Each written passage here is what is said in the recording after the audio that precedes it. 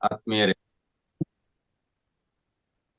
ಆದಿಗುರು ಶಂಕರಾಚಾರ್ಯರ ಮೋಹ ಮುದ್ಗರ ಅಥವಾ ಭಜಗೋವಿಂದಂನ 23ನೇ ಚರಣವನ್ನು ನಾವಿವತ್ತು ವಿಚಾರ ಮಾಡುವಂತ ಪ್ರಯತ್ನ ಮಾಡ್ತಾ ಇದ್ದೀವಿ.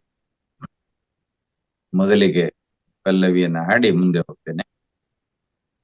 ಭಜ ಗೋವಿಂದಂ ಭಜ ಗೋವಿಂದಂ ಗೋವಿಂದಂ ಭಜ ಮೂಢಮತೆ ಸಂಪ್ರಾಪ್ತೆ ಸನ್ನಿಹಿತೆ ಕಾಲೇ ಸಂಪ್ರಾಪ್ತೆ ಸನ್ನಿಹಿತೆ ಕಾಲೇ ನಹಿ ನಹಿ ರಕ್ಷತಿ ಡುಕೃಂಕರಣೆ ಭಜ ಗೋವಿಂದಂ ಭಜ ಗೋವಿಂದಂ ಕತ್ವಂ ಕೋಹಂ ಕುತಯೀಯಾತಃ ಕಾಮೇ ಜನನಿ को मे तातः कस्त्वं कोऽहं कुतयीयातः कामे जननी को मे तातः इति परिभावय सर्वमसारम्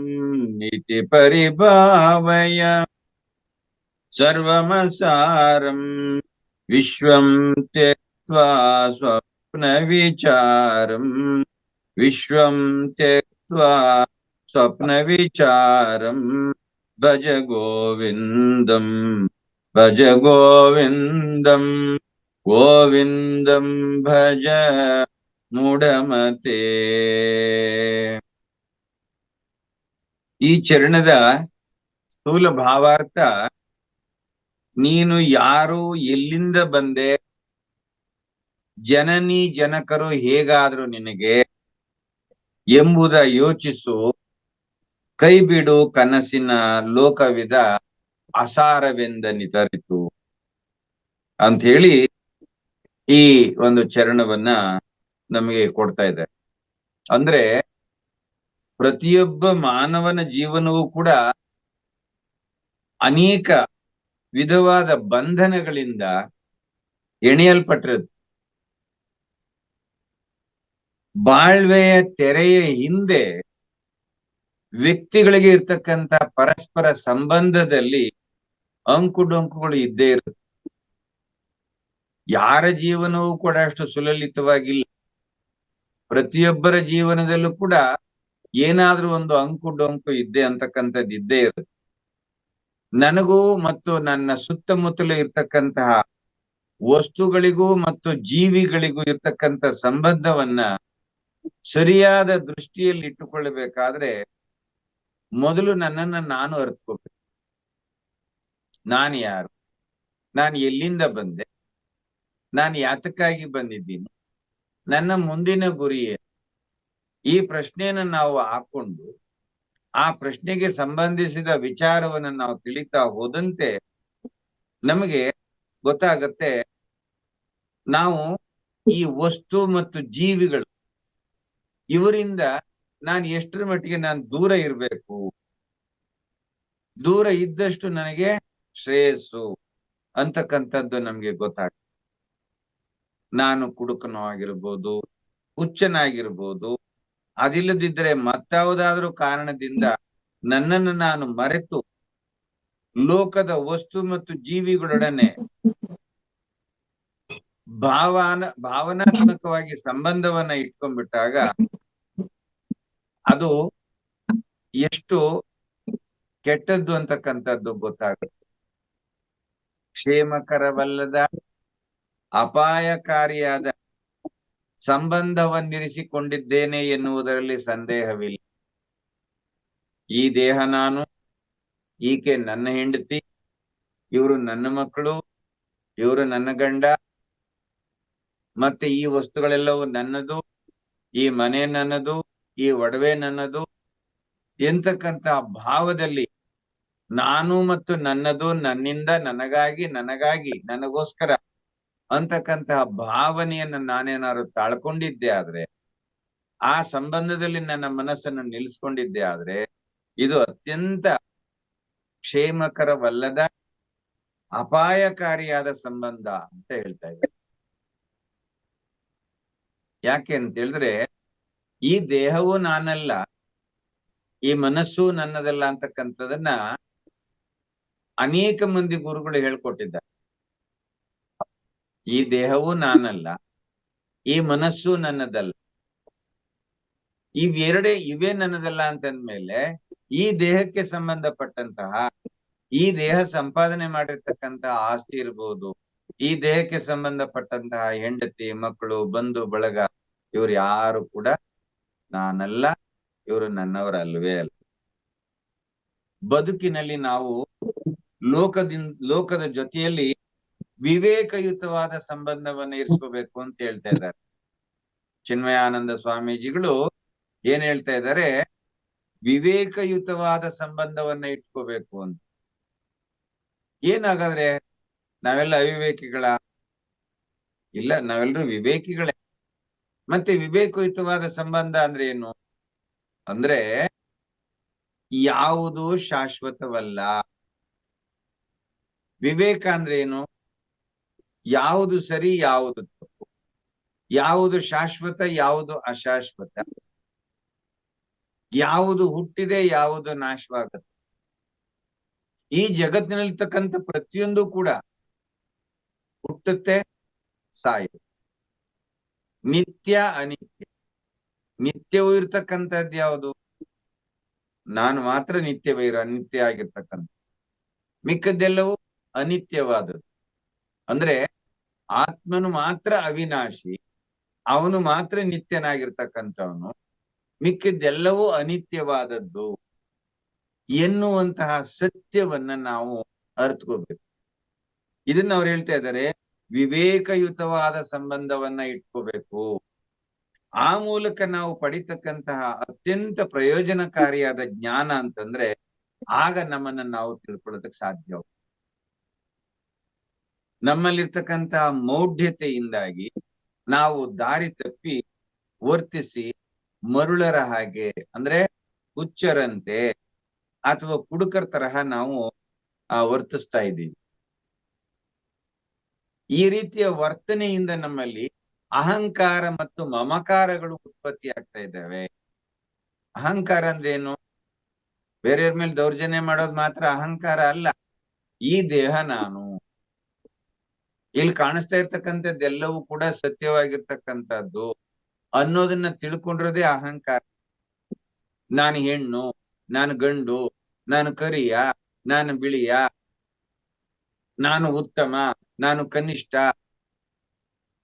ಈ ತರಹದ ಭೇದವನ್ನ ಇಟ್ಕೊಂಡಿದ್ದೀವಲ್ಲ, ಇದೇ ಅಹಂಕಾರ. ಇನ್ನು ಮಮಕಾರ, ನನ್ನ ಹೆಂಡತಿ, ನನ್ನ ಮಗಳು, ನನ್ನ ಮಕ್ಕಳು, ನನ್ನ ಮೊಮ್ಮಕ್ಕಳು, ನನ್ನ ಮನೆ, ನನ್ನ ಆಸ್ತಿ, ಇದು ಮಮಕಾರ. ಈ ಅಹಂಕಾರ ಮತ್ತು ಮಮಕಾರ ಅಂತಕ್ಕಂಥದ್ದನ್ನ ಏನ್ ಹೇಳ್ತಾ ಇದಾರೆ, ಭಾವನೆಗಳ ವಿಷ. ಇದು ನಮ್ಮನ್ನ ಕೊಲ್ತಕ್ಕಂತಹ, ನಮ್ಮ ಮನಸ್ಸಿನ ಭಾವನೆಗಳನ್ನ ಕೊಲ್ಲುವಂತಹ ವಿಷ ಇದು ಅಂತ ಹೇಳ್ತಾ ಇದ್ದಾರೆ. ವಿಷಕ್ಕೆ ಹೋಲಿಕೆ ಮಾಡ್ತಾ ಇದ್ದಾರೆ. ನಮ್ಮನ್ನ ಸಂಪೂರ್ಣವಾಗಿ ಮತಿಭ್ರಾಂತರನ್ನಾಗಿ ಮಾಡಿ ಅದರಿಂದ ನಾವು ಅಶಕ್ತರು, ನಿರಾಶೆ ಹೊಂದಿದವರು ಆಗಿ ಅರ್ಜುನ ಸ್ಥಿತಿಯ ಅನುಭವವನ್ನ ಪಡಿತೇವೆ. ಇಲ್ಲೊಂದು ಪದ ತಂದಿಟ್ಬಿಟ್ರು, ಏನೋ ಅರ್ಜುನ ಸ್ಥಿತಿ. ಏನಾಗಂದ್ರೆ ಅರ್ಜುನನ ಸ್ಥಿತಿ ಏನು? ಅರ್ಜುನ ರಣರಂಗಕ್ಕೆ, ಕುರುಕ್ಷೇತ್ರದಲ್ಲಿ ಯುದ್ಧಕ್ಕೆ ಹೋದ. ಮುಂದೆ ಭಗವಂತ ಕೃಷ್ಣ ಪರಮಾತ್ಮ ಸಾರಥಿಯಾಗಿ ಕೂತಿದ್ದಾನೆ. ಮುಂದ್ಗಡೆ ಕುರುವಂಶದವರೆಲ್ಲರೂ ಕೂಡ ಇವನ ವಿರುದ್ಧವಾಗಿ ಯುದ್ಧಕ್ಕೆ ಬಂದಿದ್ದಾರೆ. ಒಮ್ಮೆ ಧನುರ್ಧಾರಿಯಾದಂತಹ ಅರ್ಜುನ ಮುಂದೆ ಇರ್ತಕ್ಕಂಥ ಎಲ್ಲರನ್ನ ನೋಡ್ತಾನೆ, ನಾನು ಯಾರ ಜೊತೆ ಯುದ್ಧ ಮಾಡ್ಲಿ? ಇಲ್ಲಿ ನೋಡಿದ್ರೆ ಪಿತಾಮಹರು,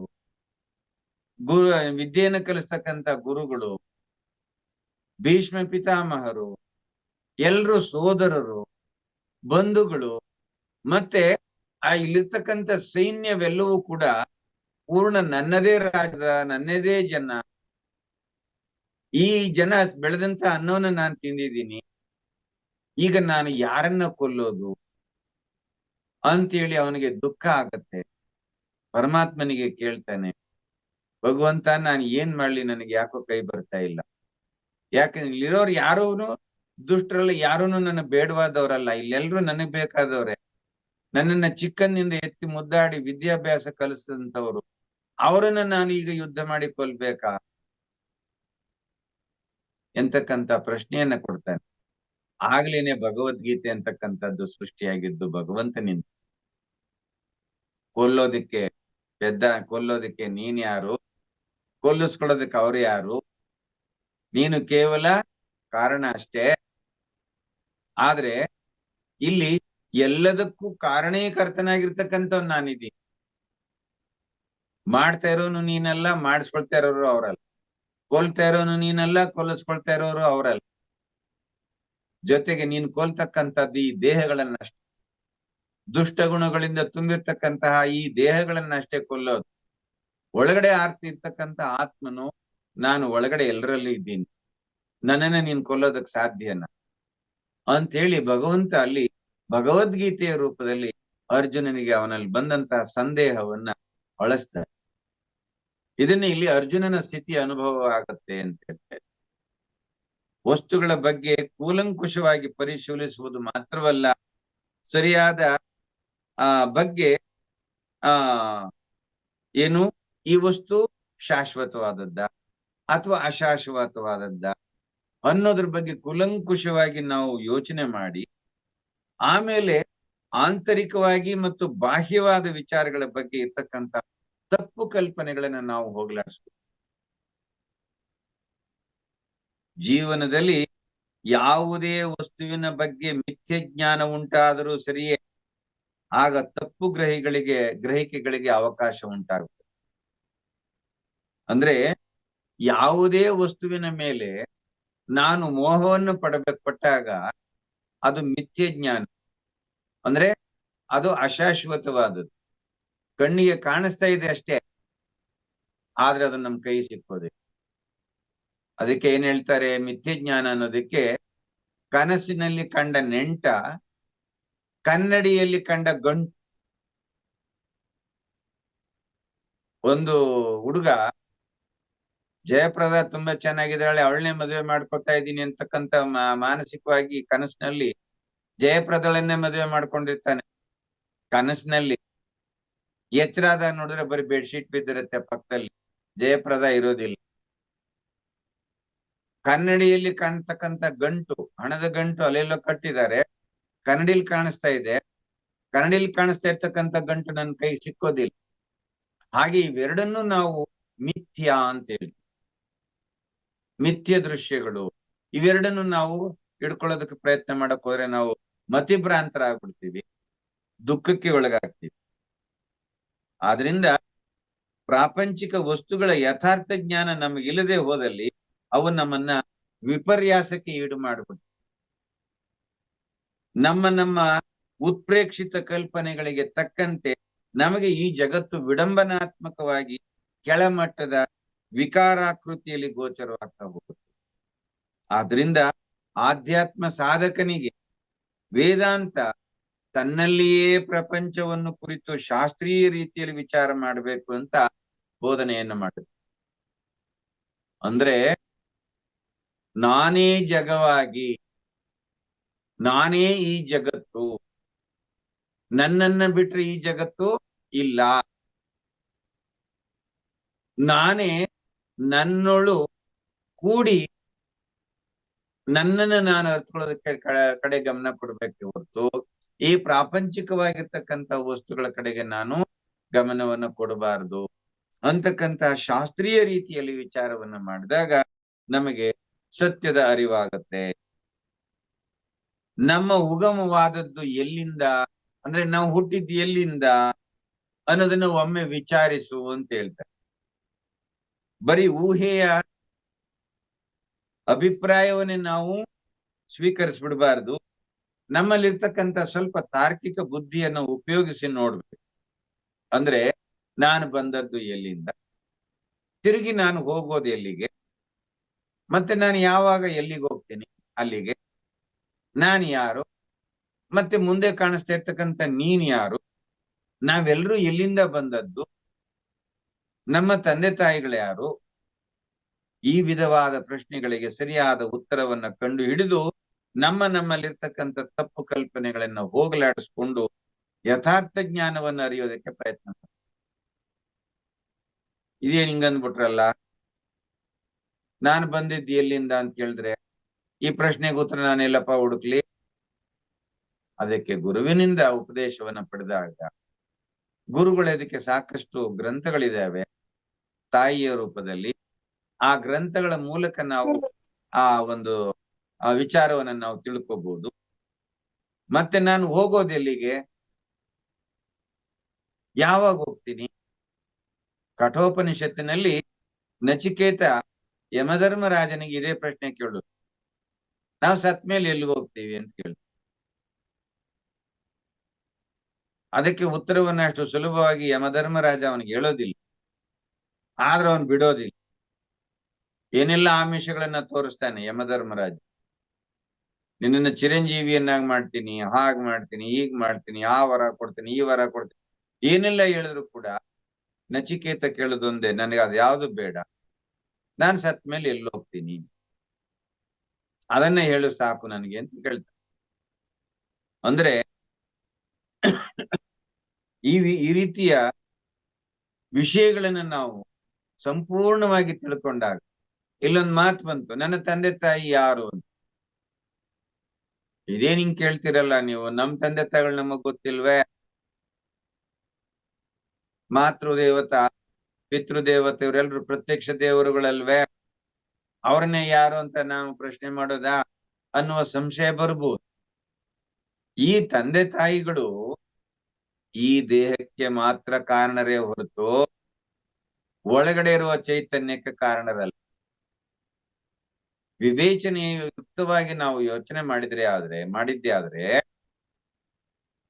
ಇಲ್ಲಿ ನನಗೆ ನಾನೇ ತಂದೆ, ನನಗೆ ನಾನೇ ತಾಯಿ. ಈ ದೇಹ ವಾಸನೆ ಇದ್ದಾಗ, ದೇಹದ ಸಂಪರ್ಕಕ್ಕೆ ನಾವು ಹೋದಾಗ ಮಾತ್ರ ನನ್ನ ತಂದೆ ಇಂಥವ್ರು, ನನ್ನ ತಾಯಿ ಇಂಥವ್ರು ಅಂತ ಹೇಳ್ಕೊಳ್ತೀವಿ. ಆದ್ರೆ ಆತ್ಮಭಾವನೆಗೆ, ಆತ್ಮಚಿಂತನೆಗೆ ಹೋದಾಗ ಆತ್ಮನಿಗೆ ಅವನೇ ತಂದೆ, ಅವನೇ ತಾಯಿ, ಅವನ ಹುಟ್ಟಿಗೆ ಅವನೇ ಕಾರಣ. ಈ ಒಂದು ಸತ್ಯವನ್ನ ತಿಳ್ಕೊಂಡಾಗ ಯಥಾರ್ಥವಾದಂತಹ ಜ್ಞಾನವನ್ನು ನಾವು ತಿಳ್ಕೊಳ್ತೀವಿ. ಇದು ನಮಗೆ ಒಡನೆಯೇ ಸಾಧ್ಯವಾಗುವುದಿಲ್ಲ, ಅಷ್ಟು ಸುಲಭ ಅಲ್ಲ ಈ ವಿಷಯವನ್ನ ನಾವು ದೃಢವಾಗಿ ನಿಲ್ಲಿಸ್ಕೊಳ್ಳೋದಿಕ್ಕೆ. ಯಾಕೆ ಅಂತ ಹೇಳಿದ್ರೆ ನಮ್ಮ ಮನಸ್ಸು ಇಂತಹ ಸೂಕ್ಷ್ಮ ತತ್ವಗಳನ್ನ ಕುರಿತು ಆಲೋಚನೆ ಮಾಡ್ತಕ್ಕಷ್ಟು ಪರಿಪಕ್ವತೆಯನ್ನ ಇನ್ನೂ ಪಡೆದಿಲ್ಲ. ನಮ್ಮ ಮನಸ್ಸು ಬಾಹ್ಯ ವಸ್ತುಗಳ ಮೇಲಿರುವ ಭ್ರಾಂತಿಯಿಂದ ಬಿಡಿಸಿಕೊಳ್ಳೋ ತನಕ ಈ ಆಂತರಿಕವಾದಂತಹ ಆತ್ಮಜ್ಞಾನವನ್ನ ಪಡ್ಕೊಳ್ಳೋದು ಸ್ವಾತಂತ್ರ್ಯ ನಮ್ಮ ಮನಸ್ಸಿಗೆ ಅಷ್ಟು ಸುಲಭವಾಗಿ ಸಿಕ್ಕೋದಿಲ್ಲ. ಇಲ್ಲಿ ವಿಶ್ವಂ ಅಂತಕ್ಕಂಥ ಶಬ್ದವನ್ನು ಬಳಸ್ತಾ ಇದ್ದಾರೆ. ವಿಶ್ವಂ ಎನ್ನುವ ಸಂಸ್ಕೃತ ಶಬ್ದ ತುಂಬಾ ಅರ್ಥಗರ್ಭಿತವಾದದ್ದು, ಸೀಮಾತೀತವಾದ ಮತ್ತು ಅತ್ಯಂತ ಆಳವಾದ ಅರ್ಥವುಳ್ಳದ್ದು. ಇದಕ್ಕೆ ವಿಶ್ವಂ ಅಂತಕ್ಕಂಥ ಶಬ್ದಕ್ಕೆ ಎಲ್ಲೇನೇ ಇಲ್ಲ, ಅಂದ್ರೆ ಅದಕ್ಕೆ ಒಂದು ಲಿಮಿಟೆನ್ಸ್ ಇಲ್ಲ, ಅನ್ಲಿಮಿಟೆಡ್. ಇಲ್ಲಿ ಶಾರೀರಿಕ, ಮಾನಸಿಕ ಮತ್ತು ಬೌದ್ಧಿಕ ಅನುಭವಗಳ ಸಾರವೆಲ್ಲವನ್ನ ಒಟ್ಟಾರೆ ಸೇರಿಸಿದಾಗ ಅದನ್ನ ವಿಶ್ವಂ ಅಂತ ಹೇಳ್ಬೋದು ಅಂತ ಹೇಳ್ತಾರೆ. ಈ ಪ್ರಾಪಂಚಿಕವಾದಂತಹ ಅನುಭವಗಳನ್ನ ಕೇವಲ ಸ್ವಪ್ನ ವಿಚಾರವೆಂದು ಪರಿಭಾವಿಸಿ ಅವುಗಳನ್ನು ಕೈ ಬಿಡು ಎಂದು ಹೇಳುತ್ತಾರೆ. ಒಮ್ಮೆ ಒಂದು ಕ್ಷಣಕಾಲ ನಮ್ಮ ಹಿಂದಿನ ಜೀವನಕ್ಕೆ ಹೋಗೋಣ. ಚಿಕ್ಕಂದಿನಲ್ಲಿ ನಾವು ಯಾವ ಯಾವ ಆಟಗಳನ್ನ ಆಡ್ತಾ ಇದ್ವಿ, ನಾವು ವಿದ್ಯಾಭ್ಯಾಸವನ್ನು ಮಾಡುವಾಗ ಏನ್ ಚೇಷ್ಟೆ ಮಾಡ್ತಾ ಇದ್ವಿ, ಮತ್ತೆ ನಮ್ಮ ಯೌವನದ ಕಾಲಕ್ಕೆ ಬಂದಾಗ ನಾವ್ ಏನ್ ಆಡಿದ್ವಿ, ನೆನ್ನೆ ಏನು ಊಟ ಮಾಡಿದ್ವಿ, ನೆನ್ನೆ ಏನು ಸಂತೋಷವನ್ನ ಪಟ್ವಿ, ಇದನ್ನೆಲ್ಲ ಸುಮ್ನೆ ಒಂದು ಸಾರಿ ಒಮ್ಮೆ ನಾವು ನೆನಪು ಮಾಡ್ಕೊಂಡ್ರೆ ಇದೆಲ್ಲವೂ ಕನಸಿನಂತೆ ಗೋಚರವಾಗುತ್ತೆ. ಆದ್ರಿಂದ ಹೇಳ್ತಾ ಇದ್ದಾರೆ. ಯೋಗಾನಂದ ಅಂತಕ್ಕಂಥವ್ರು ಈ ಚರಣವನ್ನ ಬರೆದಿರ್ತಕ್ಕಂಥವ್ರು. ಅವ್ರು ಏನ್ ಹೇಳ್ತಾ ಇದ್ದಾರೆ ಅಂದ್ರೆ, ಲೋಕರಂಗದ ಅನುಭವಗಳೆಲ್ಲ ನಶಿಸಿ ಹೋಗುವುದರಿಂದ ಅವು ನಶ್ವರ ಅನ್ಸ್ಕೊಳ್ತವೆ, ಅವು ಶಾಶ್ವತವಾದದ್ದಲ್ಲ. ಹಾಗಾದ್ರೆ ಮಾಂಡಿಕ್ಯ ಕಾರಿಕ ಅಂತಕ್ಕಂಥ ಗ್ರಂಥದಲ್ಲಿ ಗೌಡಪಾದರು ಹೇಳ್ತಾರೆ, ತರ್ಕಬದ್ಧವಾಗಿ ಜಾಗೃತ ಅವಸ್ಥೆಯ ಅನುಭವಗಳು ನಮ್ಮ ಸ್ವಪ್ನಾವಸ್ಥೆಯ ಅನುಭವಗಳಂತೆಯೇ ಮಿಥ್ಯಾನುಭವಗಳು ಎನ್ನುವುದನ್ನ ಸಾಧಿಸಿ ತೋರಿಸಿದ್ದಾರೆ ಮಾಂಡುಕ್ಯ ಕಾರಿಕಾದಲ್ಲಿ.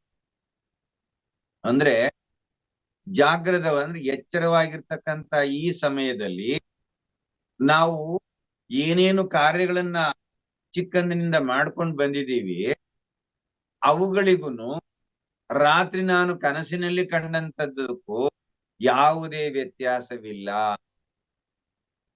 18 ವರ್ಷ 20 ವರ್ಷದ ಯೌವನದಲ್ಲಿ ನಾವು ಮಾಡಿದಂತಹ ಕ್ರೀಡೆಗಳಾಗಿರ್ಬೋದು, ಚಟುವಟಿಕೆಗಳಾಗಿರ್ಬೋದು, ಇವೆಲ್ಲವನ್ನ ನಾವು ನೆನೆಸ್ಕೊಂಡ್ರೆ ಅದು ಕೂಡ ಕನಸಿನಂತೆನೆ ಅನ್ಸುತ್ತೆ. ರಾತ್ರಿ ಕಂಡ ಕನಸು ನಮ್ ಕೈ ಮತ್ತೆ ಸಿಕ್ಕೋದಿಲ್ಲ, ಮತ್ತೆ ನಾವು ಹಿಂದೆ ಕಳೆದಂತ ನಮ್ಮ ಜೀವನವು ಕೂಡ ಮತ್ತೆ ನಮ್ಮ ಕೈಗೆ ಸಿಕ್ಕೋದಿಲ್ಲ. ಹಾಗೆ ಈ ಶರೀರವು ಕೂಡ ಸತ್ತ ನಂತರ ಮಣ್ಣಿಗೊಟ್ಟೋಗುತ್ತೆ, ಮಣ್ಣಿಗೆ ಹೋದ್ಮೇಲೆ ಈ ಶರೀರವು ಕೂಡ ಕನಸು. ಮತ್ತೆ ಇದೇ ಶರೀರವನ್ನು ನಾವು ಧಾರಣೆ ಮಾಡ್ಕೊಂಡು ಬರಕ್ ಆಗೋದಿಲ್ಲ. ಹೀಗೆ ಈ ಒಂದು ವಿಚಾರವನ್ನ ಮಾಂಡಿಕ್ಯ ಕಾರಿಕದಲ್ಲಿ ಶ್ರೀ ಗೌಡಪಾದರು ತುಂಬಾ ಸ್ಪಷ್ಟವಾಗಿ ವಿವರಣೆ ಕೊಟ್ಟಿದ್ರು. ಆದ್ರಿಂದ ನಾವು ವಿಷಯ ಸುಖಗಳ ಬೆನ್ನು ಹತ್ತುವುದರ ಬದಲು, ಅಂದ್ರೆ ಈ ಇಂದ್ರಿಯಗಳು ಏನೇನನ್ನ ಕೇಳ್ಕೊಳ್ತೇವೆ, ಅಪೇಕ್ಷೆ ಪಡ್ತೇವೆ, ಅದನ್ನ ಪೂರೈಸಿಕೊಳ್ಳುವ ಬದಲು ನಮ್ಮ ಮನಸ್ಸು ಏನಾಗ್ಬೇಕು, ಇಲ್ಲಿ ಆಂತರಿಕ ಸ್ಥಿತಿಗತಿಗಳನ್ನ ಅರಿಯುವಂತೆ ಮಾಡ್ಬೇಕು. ಆಂತರಿಕ ಸ್ಥಿತಿ ಅಂದ್ರೆ ಏನು? ನಾನು ಯಾರು, ನಾನು ಬಂದದ್ದು ಎಲ್ಲಿಂದ, ನಾನು ತಿರುಗಿ ಎಲ್ಲಿಗೆ ಹೋಗ್ತೀನಿ, ಯಾವಾಗ ಹೋಗ್ತೀನಿ, ನೀನ್ ಯಾರು ಮತ್ತೆ ನಾನು ಯಾರು, ನಾವೆಲ್ಲರೂ ಎಲ್ಲಿಂದ ಬಂದ್ವಿ, ನಮ್ಮ ತಂದೆ ತಾಯಿಗಳು ಯಾರು, ಇದನ್ನೇ ಆಂತರಿಕ ಸ್ಥಿತಿ ಅಂತ ಹೇಳ್ತಾರೆ. ಆಂತರಿಕ ಸ್ಥಿತಿಯ ವಿಚಾರಗಳನ್ನ ನಾನು ಚರ್ಚೆ ಮಾಡಿದಾಗ, ಚಿಂತನೆ ಮಾಡಿದಾಗ, ಈ ನಾಮರೂಪ ಜಗತ್ತಿನಲ್ಲಿ ಕೊನೆಯಿಲ್ಲದ ಆಕರ್ಷಣೆ, ಈ ನಾಮರೂಪಗಳಿಂದ ಹೊಂದಿರತಕ್ಕಂತ ಹೆಸರು ಇದೆ, ಮತ್ತೆ ರೂಪ ಇದೆ, ಈ ಎಲ್ಲ ಇಲ್ಲಿ ಕಾಣಿಸ್ತಾ ಇರ್ತಕ್ಕಂಥ ಎಲ್ಲ ಜಗತ್ತು ಕೂಡ ನಶ್ವರವಾದದ್ದು, ಇದು ಯಾವುದು ಶಾಶ್ವತವಾದದ್ದಲ್ಲ. ಇದನ್ನ ನಂಬಿದ್ರೆ ನಮ್ಗೆ ಖಂಡಿತವಾಗಿ ನರಕವೇ ಹೊರತು ಸ್ವರ್ಗವಲ್ಲ, ಮುಕ್ತಿ ಇಲ್ಲ. ಇದು ಟೊಳ್ಳು, ಇಲ್ಲೇನು ಸಾರ ಇಲ್ಲ, ಇದು ಅಸಾರ ಅಥವಾ ನಿಸ್ಸಾರವಾದದ್ದು. ಅದನ್ನ ತಿಳ್ಕೊಳ್ಳೋದಷ್ಟೇ ಅಲ್ಲ, ನಾವು ಜೀವಿಸಿರ್ತಕ್ಕಂಥದ್ದು ಎಂತಹ ಮಾಯಾ ಜಗತ್ತು. ಈ ಮಾಯಾ ಜಗತ್ತಿನಲ್ಲಿ ನಮ್ಮದೆಲ್ಲವೂ ಕೂಡ ಒಂದೊಂದು ನಾಟಕ, ಒಂದೊಂದು ಪಾತ್ರಗಳಷ್ಟೇ. ನಾವೆಲ್ಲ ಪಾತ್ರಧಾರಿಗಳು.